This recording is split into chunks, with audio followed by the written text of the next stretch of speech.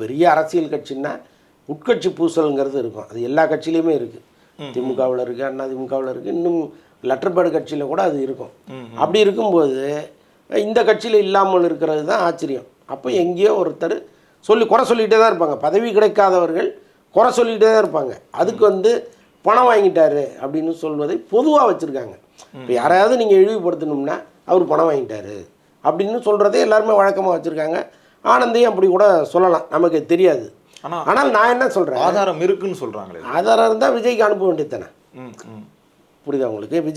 விஜய் பார்வைக்கு நேராக போக மாட்டாங்குது, எல்லாத்தையுமே புஷி ஆனந்த் தடுத்துடுறாரு அப்படின்னா நீங்கள் ஆதவ அர்ஜுனாவுக்கு அனுப்புங்க இல்லையா?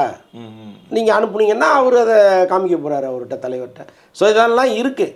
நான் என்ன சொல்கிறேன், பதவி கிடைக்காதவர்கள் விரக்தியில் எதையாவது ஒன்று சொல்லுவாங்க. அதே நேரத்தில் இங்கே தொண்டர்களை ஆரம்பத்திலிருந்து கவனிச்சுட்டு இருக்கிறவர் ஆனந்த் தான். இப்போ அவருக்கு மாயவரத்தில் யார், கும்பகோணத்தில் யார், தஞ்சாவூரில் யார், நாகர்கோவில் யார், கன்னியாகுமரியில் யாருன்னு தெரியும். விஜய்க்கு தெரியுமா? விஜய் எந்த ஒரு கண்ட்ரோல் தெரிஞ்சுக்க முடியாது.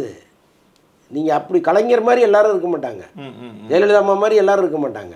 அதுக்கு அனுபவம் வேணும், ஒரு நீண்ட கால ட்ராவல் இருக்கணும். இப்போ கன்னியாகுமரிக்கு விஜய் போகிறாருன்னு வைங்களேன், அங்கே போகும்போது தான் அவருக்கு தெரியும் இங்கே யாரெல்லாம் முக்கியமான நிர்வாகிகள், நம்ம யார்கிட்டலாம் பேசுகிறோம், அது மனசில் நிற்கும்.